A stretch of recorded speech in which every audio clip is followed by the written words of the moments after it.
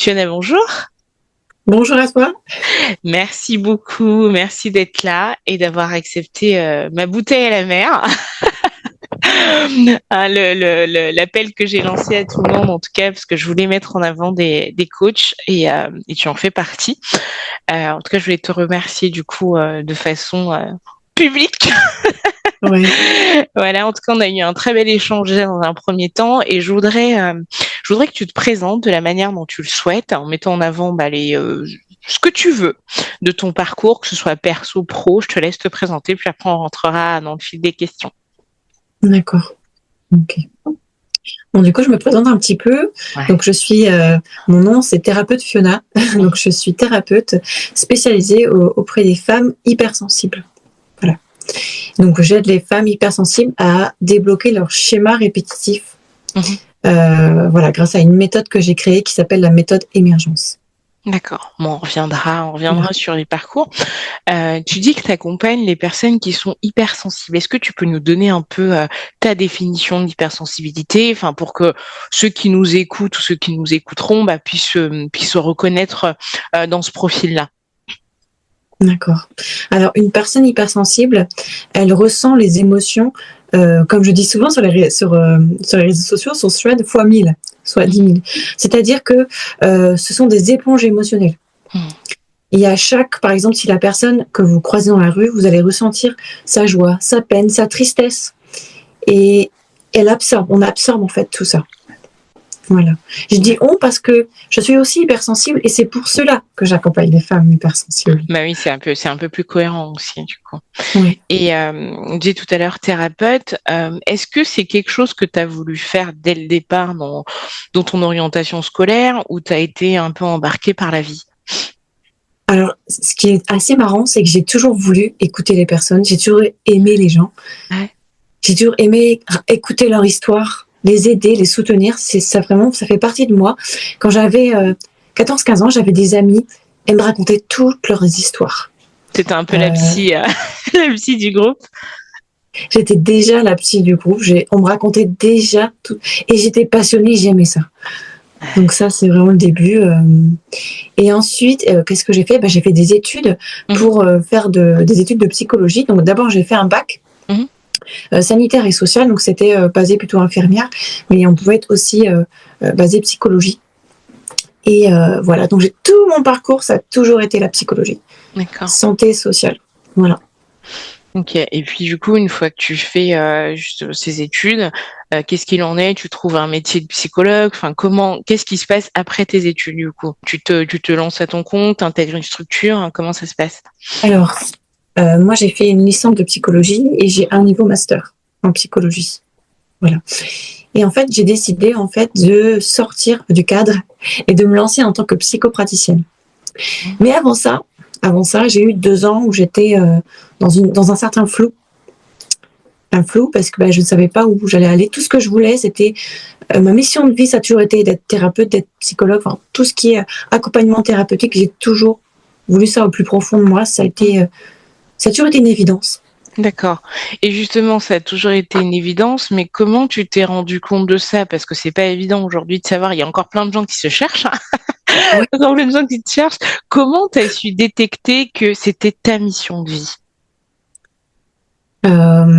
J'ai toujours eu à cœur aussi d'accompagner les personnes et plus particulièrement les femmes, parce que les femmes, je les comprends d'autant plus parce que je vis aussi la même chose qu'elles. Mhm. Et, et oui, c'est devenu comme une évidence, cette mission de vie, comme si on m'avait mise sur Terre, en fait, pour être là pour donner des solutions aux gens, pour les aider à aller mieux et avoir des transformations assez incroyables Mhm. auprès de ma patientèle. Pas faire que de l'écoute, donner des conseils, donner des exercices, Mhm. les guider, être toujours là pour eux au quotidien.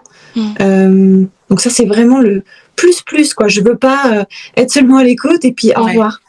Ouais, tu veux Non, non, vraiment apporter quelque chose, un véritable changement, quoi. exactement. Et justement, on va revenir un peu sur l'hypersensibilité.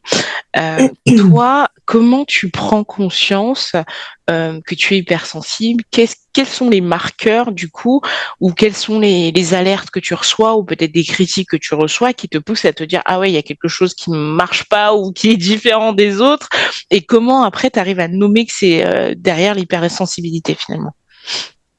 Euh, le premier déclencheur, c'était quand j'avais 22 ans. Donc, Mhm. tu vois, ça fait pas si longtemps que ça que je sais que je suis consciente que je suis hypersensible. Mhm. Parfois, ça peut mettre des années avant de le Ouais. savoir. Parce qu'on n'en parle pas, parce que dans les métiers professionnels, ils n'en parlent pas de l'hypersensibilité. Bah Ils le oui. mettent aussi dans des troubles. Effectivement, ça fait partie des troubles, Mhm. comme les troubles bipolaires ou autres, ça fait partie de certains troubles, mais c'est des troubles psychiatriques. Voilà. Mais du coup, à 22 ans, toi, tu commences à détecter, mais est-ce que c'était par rapport aux remarques des gens? Est-ce que c'était, il y a eu un épisode traumatique où là, tu t'es dit, ouais, ça, il y a quelque chose qui va pas chez moi et t'as commencé à farfouiller. Concrètement, qu'est-ce qui s'est passé? Bah, ce qui s'est passé, c'est que en fait, ça a découlé de par une relation que j'avais avec un homme, Mhm. parce qu'en fait, il comprenait pas pourquoi je pleurais souvent. Mhm. Parce que bon, évidemment, on n'était pas en phase, mais j'étais dans un tel mal-être Mhm. et je pleurais tout le temps, mais je comprenais pas. Il me disait, mais pourquoi tu pleures? Il y a rien, il y a pas de quoi pleurer. Mais en fait, les hypersensibles, on pleure souvent et c'est comme ça. Mhm. On pleure souvent. On regarde un film, on ressent les émotions. Voilà, on pleure. Donc c'est normal. Ça fait partie de l'hypersensibilité. D'accord. Et à partir de là, donc, tu te rends compte de ça. Est-ce que ça a été difficile de l'accepter, ou tu t'es dit, bon, je suis comme ça et puis on fera avec. Mais est-ce que ça a été un cheminement pour pouvoir l'accepter, ou pas? Oui, ça a été un cheminement d'accepter comme on est, quoi, voilà, d'avoir cette hypersensibilité. C'est pas facile tous les jours. Ouais. Mhm. Voilà, faut savoir en fait l'utiliser et le transformer en force. Bon, aujourd'hui, je le transforme en force, mais ça n'a pas toujours été. Dans les années passées, j'ai dû faire face à la remarque des gens. Tiens, elle est bizarre, elle est différente. Pourquoi elle réagit comme ça? Mhm. Combien de fois je me suis sentie différente? Combien de fois je me suis avant de savoir que j'étais hypersensible. Et c'est pour ça aussi, c'est pour pouvoir démocratiser entre guillemets Ouais. l'hypersensibilité. Oui, Mm. pouvoir en fait le rendre accessible aussi, que tout le monde sache en fait que c'est pas forcément, c'est pas un handicap quoi en fait. Voilà. Et tu as dit quelque chose de fort tout à l'heure. Tu dis, bah, j'étais un peu différente des autres. Enfin, et que l'hypersensibilité t'en a fait une force. Et concrètement, comment, par exemple dans ton travail, comment c'est une force? Comment tu arrives à l'utiliser au quotidien, en force finalement? Et ben, je l'utilise cette hypersensibilité auprès de mes patients Mhm. parce qu'en fait, ça me permet de savoir et de se connecter, de matcher. Je sais pas si je peux utiliser ce mot, de matcher. Beaucoup plus facilement avec mes patients, on se comprend tout de suite en fait. Il n'y a pas besoin de beaucoup d'explications. J'arrive à les comprendre en fait assez rapidement Mhm. et ils se sentent en sécurité. Ils se disent bah oui, bah elle est passée Mhm. par là, elle aussi, donc je peux me livrer, je peux être moi-même et généralement dès la première séance, les personnes les arrivent à vraiment vider leur Ça sac, marche. à me dire, à me raconter leur histoire et puis moi je veux que les personnes se sentent le plus à l'aise possible Mhm. et qu'on se soutienne aussi et qu'on se Ouais, comprenne. exactement, ouais, c'est ça. Et justement, on va revenir un peu à ton parcours de thérapeute. Comment, du coup, tu prends la décision de te lancer? Parce que ce que j'ai compris, c'est que tu es à ton compte, hein, c'est ça? Comment tu fais pour prendre la décision? Parce que tu aurais très bien pu travailler enfin, dans le social, en tant que psychologue, dans une entité. Pourquoi tu décides de te lancer en tant qu'indépendante, enfin, en tant qu'entrepreneur? Et comment ça a transformé ta vie? D'accord. Ben, en fait, comme je te disais dans l'échange qu'on a eu, c'est que l'année dernière, il y a à peu près 2 ans, Mhm. en fait, je voulais me lancer, Mhm. je voulais accompagner des personnes, mais je ne savais pas comment. Mhm. Et j'ai appelé, je voulais savoir pour être psychothérapeute, est-ce qu'il y avait possibilité de faire cette formation, sauf que j'ai regardé euh, toute la, tous les cours et j'avais Ouais. absolument tout fait. Alors je me suis dit, bah non, je vais pas tout refaire, s'il vous plaît, c'est pas Mhm. possible. Mhm. Et puis la personne m'a dit au téléphone, mais vous pouvez vous lancer en tant que psychopraticienne. Tout de suite, vous pouvez exercer maintenant. J'ai dit, ah bon? Et c'est à partir de ce moment-là, je me suis lancée. Ça a changé ta vie, quoi. Mais ça a complètement changé ma vie. Et puis, Ouais. j'ai pleuré tellement je me suis dit, ça y est, je vais pouvoir faire le métier de mes rêves, en fait. Donc, j'ai eu un déblocage, en fait. Et puis, ça a tout fluidifié, tout s'est enchaîné naturellement. Et puis voilà, quoi. C'était le cheminement, la suite de cheminement. D'accord. Donc, Et j'entends souvent sur la partie un peu thérapeute coach que c'est difficile peut-être d'avoir des clients. Est-ce que toi, tu as su tout de suite justement, parce que c'est ça aussi l'hypersensibilité, enfin je le suis un tout petit peu aussi, et, cette partie un peu plus business, des fois on a un peu du mal à l'intégrer. Est-ce que aujourd'hui ça va, tu arrives quand même à prendre ce parti d'être en même temps, parce que quand on est entrepreneur, bah on a notre cœur de métier en tant que thérapeute pour toi, voilà. mais en même temps on a aussi d'autres métiers qui est la vente, le développement. Est-ce que tout ça c'est quelque chose aujourd'hui que t'as assimilé, qui est simple ou qui reste quand même encore un challenge? Alors, pour être tout à fait honnête et transparente avec toi, j'ai une mentor, coach business, qui m'accompagne depuis le mois de mars de cette année. Génial. Et c'est grâce à elle que je fais des ventes, qui m'a appris à justement appréhender tout l'aspect vente et tout ça. Donc, génial. Voilà. On se fait accompagner. Sinon, avant d'avoir cette coach dans ma vie, c'est que je stagnais en fait. Je n'arrivais pas du tout à passer un cap au niveau de mon CR. Donc c'était frustrant. Ouais, j'imagine. Mais comment tu prends justement la décision? Parce que ça aussi, je trouve ça fort, de se dire, ok, bon, ça marche pas forcément, ou ça marche et je stagne. Comment tu te dis, bon, écoute, maintenant, je dois prendre, en tout cas, entre guillemets, des outils en plus pour pouvoir, augmenter un peu mon chiffre d'affaires. Comment tu prends cette décision-là, et qu'est-ce que ça a changé concrètement, du coup? Et en fait, je m'étais dit que je pouvais plus continuer comme ça à avoir un CA qui décolle pas, qui stagne. Voilà, on a besoin de pouvoir en vivre. Et je me suis dit, il faut, en fait, je regardais en fait différents coachs avant, bien sûr, je suivais, j'avais fait des petits investissements avec d'autres coachs, des petits, hein. Et du coup, ça me permettait de voir en fait, j'ai eu des déclics en fait par rapport au mindset, à l'état d'esprit. Et je me suis dit, en fait, tant que j'investirais pas, je resterais toujours bloquée au même endroit. Mais c'est bien, c'est avoir l'intelligence de se dire, faut que j'investisse en moi pour que je puisse changer les choses, quoi. Exactement. Et on a peur, hein. Et on a très très peur. Je sais qu'il y a plein de gens qui disent oui, mais on n'a que ça, comment on fait pour investir? Mais en fait, si vous ne faites pas un investissement, vous resterez toujours à la même porte, au même stade, au même endroit en fait. Et c'est ça qui fait décoller, c'est la décision qu'on prend d'aller de l'avant et d'investir. On a peur. Ah oui, on a peur que la première fois qu'on investit dans des coachs ou voilà, ça fait peur. Mais après, on est tellement bien. C'est tellement bien. Et puis aussi, je te rejoins parce que la peur, elle vient aussi du fait que il y a beaucoup de coachs sur le marché, il y a beaucoup de mentors. Est-ce que tu vas pas te faire arnaquer? Est-ce que tu as bien pris la bonne personne? Tu vois? Et toutes ces questions-là, parce qu'il y a de l'argent, certes, mais il y a aussi du temps aussi que tu mets dedans, parce que combien même on entend aujourd'hui qu'il y a des coachs qui te volent qui te volent ton argent, tu investis finalement, t'as jamais de résultat, et toi tu as eu cette peur, mais du coup tu l'as quand même dépassée pour essayer d'aller chercher le bon montant. Est-ce que ça a fité du premier coup justement? En fait, cette jeune, c'est une femme, hein, cette femme-là, je l'ai rencontrée, je l'ai trouvée sur Threads. Je sais pas si tu connais le réseau social Threads. Je suis tout le temps dessus. Hein. C'est vrai. Thérapeute Fiona est tout le temps sur Threads. Et du coup, c'est là que j'ai vu ses posts en fait. Et c'est une femme qui s'assume, qui était très visible à ce moment-là, qui est toujours visible d'ailleurs. Et elle était en rouge. Et puis, je sais pas, on a matché. On a eu en fait un appel de découverte gratuit, je sais plus, d'une demi-heure, et on a matché tout de suite. C'est comme si nos âmes s'étaient rencontrées et que avec elle j'étais en sécurité en fait. Et je savais que je pouvais investir chez elle sans problème. Je sais pas, c'est une sorte de, je sais pas, c'est un ressenti profond. On est convaincu en fait que cette personne elle est adaptée pour nous en fait. Génial, ouais. Ça, c'est génial. Parce que, non, mais attends, mais tu es en train de dire des choses qui sont profondes, parce que tu sais que beaucoup de gens n'arrivent pas à matcher comme ça, combien même tu investis dans un coach. Et je t'assure que si on fait les réseaux sociaux, on va trouver des histoires.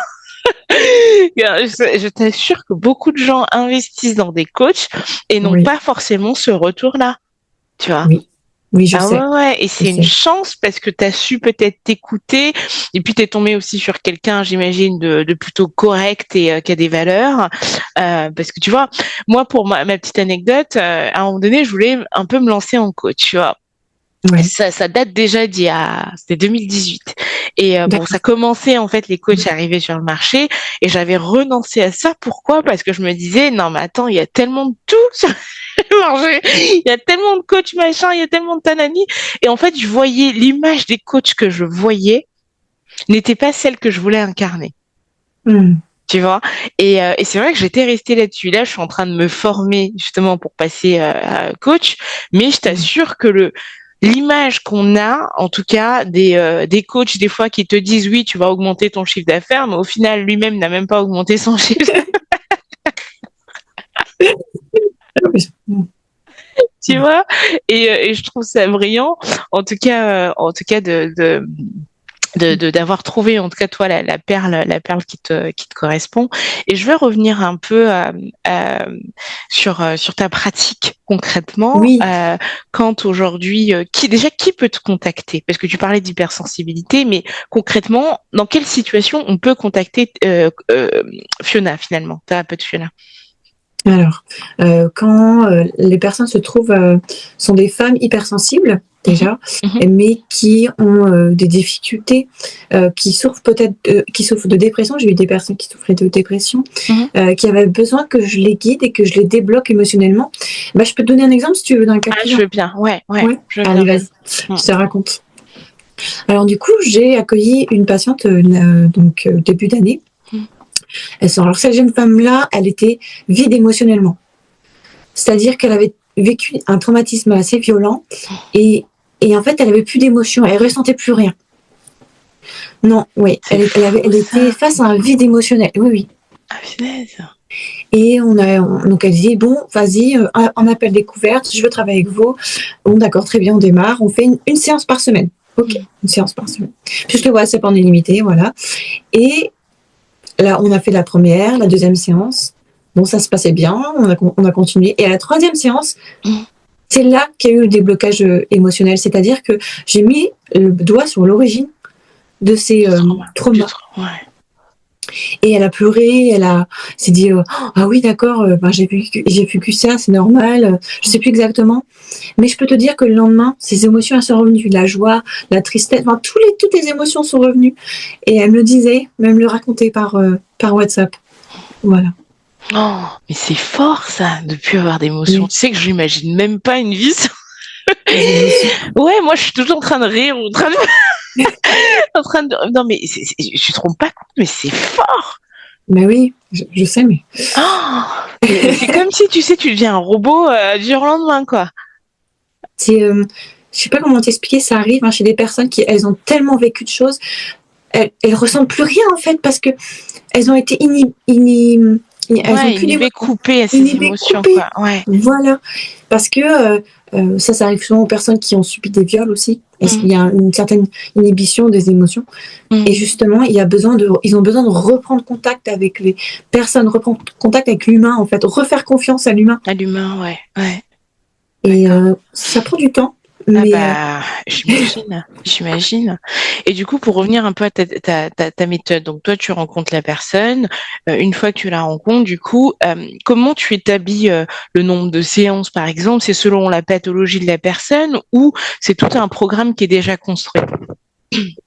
alors pour savoir le nombre de séances, j'essaie de lui poser des questions pour savoir quelle fréquence. Souvent, je pose la question à quelle fréquence, mais elle ne sait pas. Donc, je la rencontre Mhm. et là, on échange ensemble. Et c'est là que je vois ce dont elle a besoin. Par exemple, j'ai rentré une nouvelle patiente il y a un mois, 2 mois, un mois, et elle me disait, enfin, ça n'allait pas du tout. On s'est rencontrés en face à face lors d'une réunion de vêtements et c'est devenu une cliente. Ouais, C'est incroyable parfois les rencontres, bah oui. ce que ça peut faire.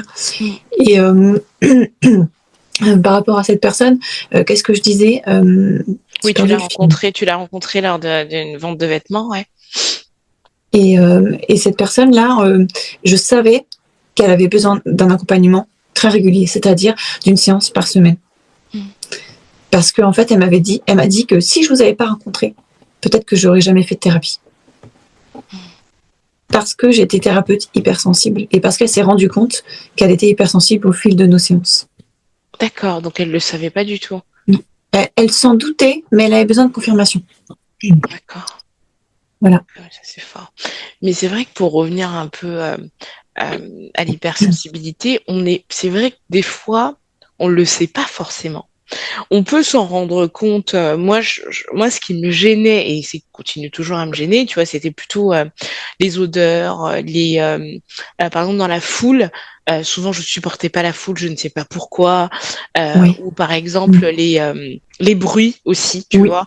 Oui. Ça, pour moi, c'est un cauchemar. C'est-à-dire que je suis incapable, et c'est encore maintenant, hein, je suis incapable. Par exemple, si tu as du bruit là-bas, de me concentrer en train d'écrire quelque chose. C'est fou. Ça veut dire que tout ce que tu vas dire de l'autre côté, moi, je vais l'écrire. Je n'ai absolument, j'ai pas d'inhibition. Ça veut dire que mon cerveau, lui, il est concentré à ton bruit. Il va pas du tout se concentrer. Et dis-toi que en entreprise, c'est un vrai fardeau. Ah bah Tu vois. oui. Ouais. Ah bah oui. Et je me rendais pas compte jusqu'au jour où je lis le livre de Hélène Aron. Hélène Aron qui parlait de l'hypersensibilité, des 20% des personnes qui sont sensibles dans ce monde et tout. Et là, je me dis, waouh! Et en fait, à partir de là, déjà, j'accepte quelques petites choses. Oui.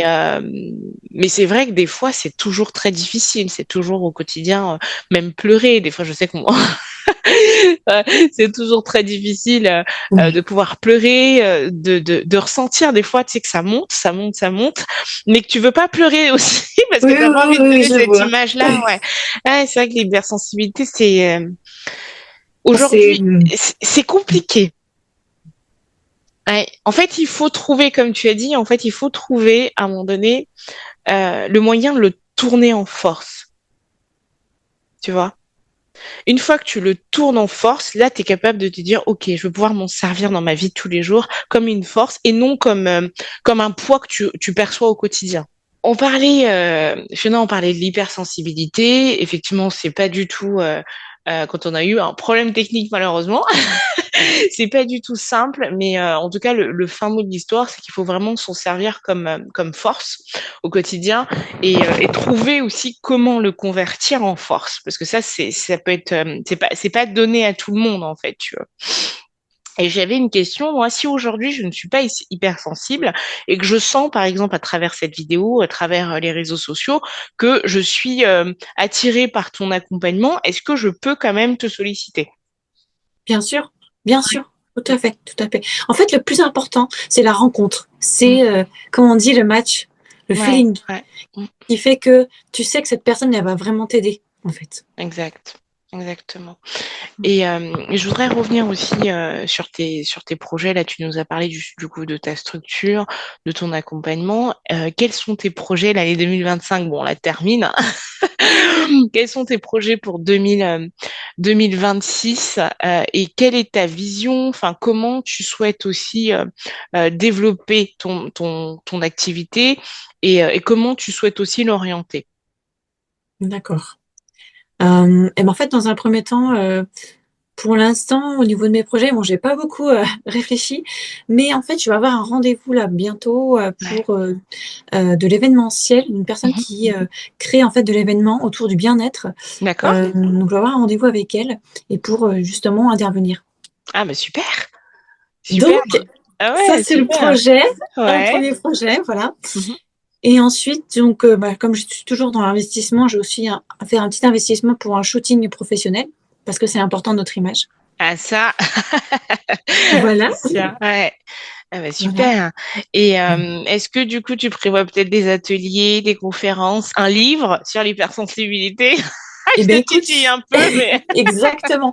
Eh ben écoute, bah là en ce moment j'avais créé un e-book, mais c'est pas, c'était en fait des exercices en fait pour aider les personnes le Mhm. soir en fait à décharger leur charge mentale parce qu'en fait notre cerveau n'arrête jamais de réfléchir, de penser. Mhm. Et j'ai pensé à des exercices à écrire. Et Mhm. cet e-book-là emmène en fait à déposer en fait ces fardeaux par des questions guidées. D'accord. Voilà. Il est déjà disponible, c'est ça? Oui, oui, oui, il est disponible dans mes bios Instagram et Thread Ah bah en lien. super, super. Et tu peux nous Voilà. en parler un peu rapidement? Du coup, c'est quoi l'objectif? Parce que j'avais pas vu ça, j'ai regardé, mais j'ai pas Oui, vu que t'avais. Ouais, c'est quoi il y a pas de exactement? souci. Comment ça peut nous aider? En fait, l'objectif, c'est vraiment d'avoir un livre, enfin des exercices, Mhm. parce que en fait, voilà, j'ai fait une petite enquête pour savoir. Moi, je sais que le soir, euh, il m'arrive, j'arrive pas à m'endormir parce que ben, Ouais. bon, c'est rare parce que j'arrive quand même, je suis une bonne dormeuse, donc. Mais j'ai parlé avec d'autres personnes et ils me disaient, mais comment je fais? Enfin, j'arrête pas de penser à ça, je vais faire Mhm. ci, je vais faire ça. Oh, faut que je pense à faire ça. Mhm. Et en fait, ça parasite le sommeil, ça met par exemple 1 heure, 2 heures à s'endormir Pour ou s'endormir. parfois insomniaque. Mhm. Et je me suis dit, mais il faut un livre, il faut quelque chose de concret qui puisse aider les gens à poser en fait ces problèmes et de manière matérielle. Mhm. C'est-à-dire, en fait, avec des exercices guidés, des questions guidées, dans la journée, qu'est-ce qui s'est passé, qu'est-ce que vous avez ressenti? Est-ce qu'il y a une situation, une personne Mhm. qui fait que vous vous êtes senti mal? Comme ça, au lieu que ça soit procrastiné à l'intérieur, parce que bon, on procrastine, on On manque, remet ça à demain. voilà, c'est ça. Je dis bon, bah tant pis, on regarde ça demande, mais plus vous attendez, et plus le problème il grossit.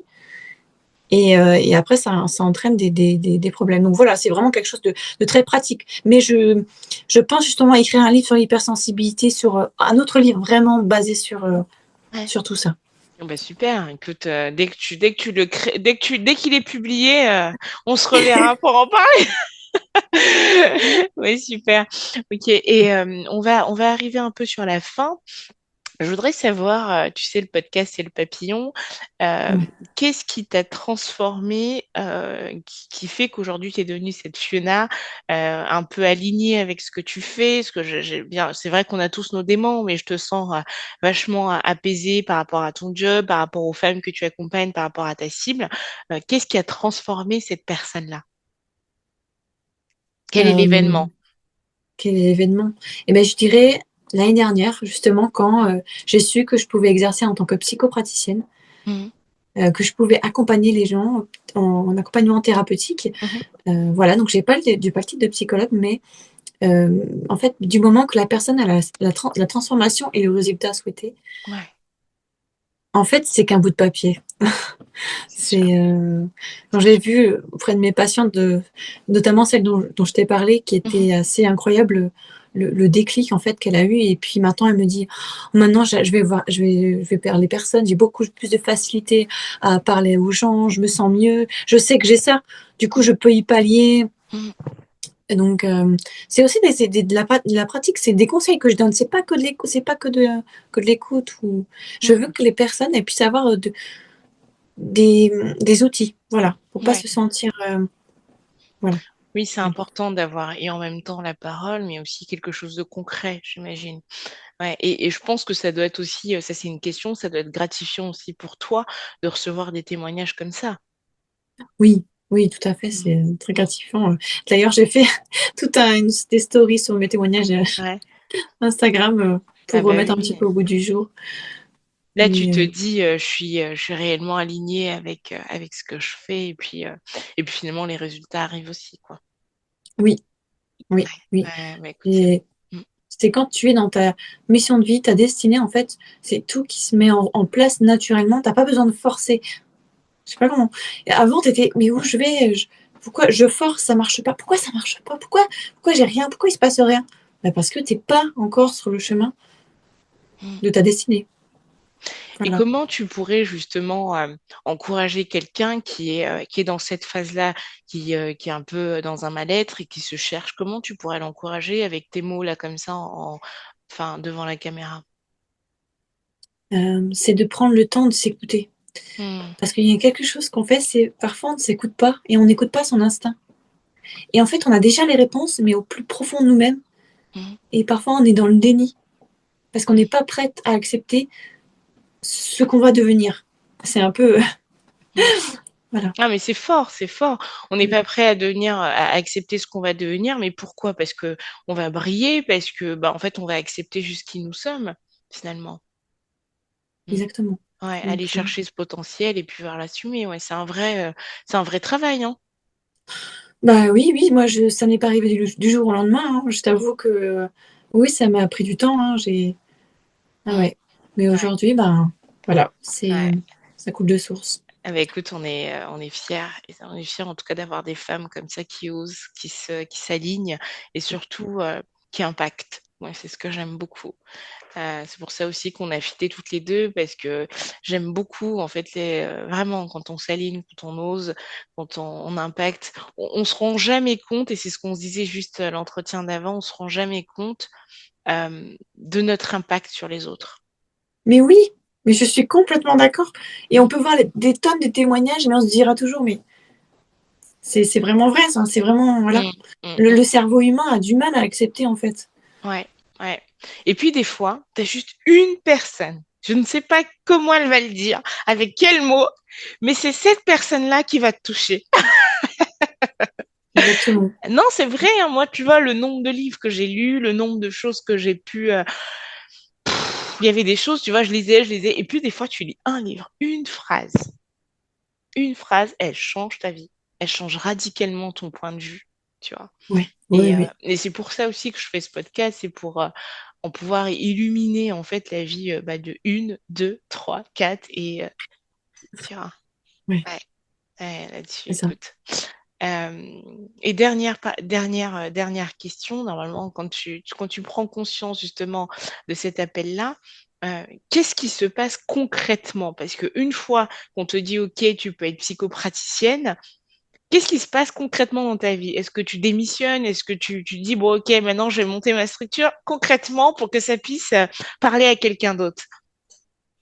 Et ben, quand on prend conscience de ça, oui, effectivement, on monte sa micro-entreprise, parce que moi, je suis entrepreneuse Mm. et à ce moment-là, ben, on se dit: «Bah, ça y est, on va pouvoir, se lancer, en fait». C'est tellement évident, donc on fonce un peu dans le brouillard, comme dirait ma grand-mère Elle a totalement raison. et tant que tu fonces pas dans le brouillard, tu sauras pas ce qui pourra t'arriver, donc il faut y aller. Voilà ce que je pourrais conseiller aux personnes qui nous regardent. Ouais, Ouais, d'oser, oser. ouais. C'est pas évident. Je dis pas que c'est facile, mais il faut y aller. Quand faut y aller, il faut y aller. Ouais. Et puis ne pas hésiter aussi à s'accompagner quand on en a besoin, comme tu l'as fait en fait finalement. Quand on sent que bah, on a les moyens financiers de pouvoir se faire accompagner, quand on sent aussi que bah, on est vraiment à bout, des fois c'est peut-être bien d'investir financièrement pour avoir finalement un retour qui est beaucoup plus intéressant, quoi. Tout à fait, tout à fait. Ouais. Et c'était une mentor, hein. Elle est mentor et coach. Ouais. Je préfère le préciser pour pas avoir de. On avait bien compris, j'avais bien compris. En tout cas, bravo à elle, en tout cas pour son authenticité et puis t'avoir accompagné pour que tu aies des résultats concrets. Ça, c'est top. C'est vraiment Voilà. top. Écoute, merci Fiona. Je t'en prie, c'était avec plaisir. Merci à tous. En tout cas, merci beaucoup pour le message que tu diffuses et j'espère aussi que derrière, tu vas pouvoir impacter aussi à ta façon. Oui. Des femmes et pourquoi pas des hommes aussi Oui, oui, ma porte peut-être est hein. ouverte aussi aux hommes. Exactement, exactement, Oui. exactement. Merci beaucoup, Fiona. T'en